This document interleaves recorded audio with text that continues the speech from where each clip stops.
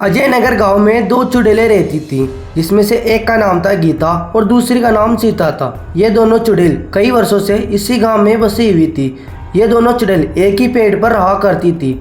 जैसे ही शाम होती वो दोनों इस पेड़ पर आया करती थी और जैसे ही सुबह होती ये दोनों इसी पेड़ से वापस भी चली जाती थी। लेकिन ये दोनों एक ही बात पर आपस में लड़ती रहती थी।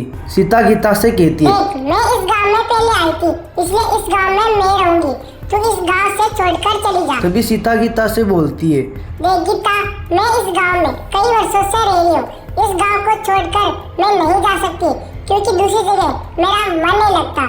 अगर हाँ तुझे छोड़ना है तो तू छोड़कर जा सकती है। लेकिन तभी रास्ते में अविनाश नाम का व्यक्ति जा रहा था और इन दोनों चुड़ैले की वो बातें सुन लेता है और अविनाश फिर गांव में जाकर गांव वालों को इकट्ठा कर लेता है और गांव वालों को बोलता है, अरे गांव वालों, हमारे गांव में जो वो पेड़ है उसके ऊपर दो चुड़ैलें रहती हैं। लेकिन इसकी बात पर गांव वालों को यकीन नहीं आता। तभी अविनाश बोलता है, जब मैं रात को अपने दोस्त से मिलकर अपने गांव में आ रहा था तो मैंने देखा इस पेड़ पर दो चुड़ैलें थी जो आपस में लड़ रही थी। तभी गांव वाले बोलते हैं, हाँ ये ठीक है, कल रात को हम इस पेड़ के नीचे आके देखेंगे कि इस पेड़ के नीचे चुड़ैलें रहती है या नहीं, या फिर ये अविनाश झूठ बोल रहा है। तभी गांव वाले अगले दिन इस पेड़ के नीचे आकर चुड़ैले का इंतजार करते हैं, लेकिन उस पेड़ पर चुड़ैलें नहीं आई थी। तभी गांव वाले बोले, अरे अविनाश, तू तो बोल रहा था कि इस पेड़ के ऊपर दो चुड़ैलें रहती है, आज तो नहीं आई वो।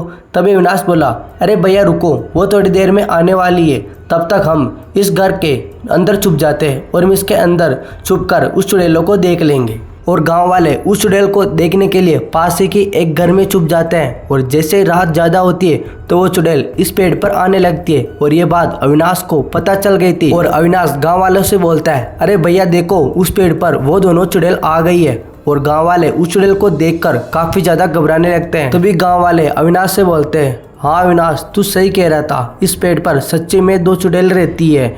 अबे हम इस चुड़ैल को हमारे गांव से भगाना होगा, नहीं तो ये हमारे को ठेस पहुंचाएगी। लेकिन तभी अविनाश बोलता है, हमारे पास ही में एक ज्ञानी बाबा रहते हैं जो कि इस चुड़ैल को यहाँ से भगा देंगे, तुम लोग यही रहना, मैं उस बाबा को लेकर आता हूँ। फिर बाद में अविनाश बाबा को लेकर आता है और बोलता है, अरे ज्ञानी बाबा जी, हमारे गांव में इस पेड़ पर दो चुड़ैलें रहती है, अगर हमने इस चुड़ैलों को यहाँ से नहीं भगाया तो ये एक ना एक दिन हमें जरूर मार डालेगी। तभी बाबा जी बोलते हैं, अब तुम टेंशन ना लो, अब मैं आ गया हूँ, इस चुड़ैलों को यहाँ से भगा दूंगा। तभी बाबा जी बोलते हैं, ए चुड़ैल, तू इस गांव में क्यों आई है? और फिर ज्ञानी बाबा उस चुड़ैल को हमेशा हमेशा के लिए उस गांव से रिहा कर देते हैं।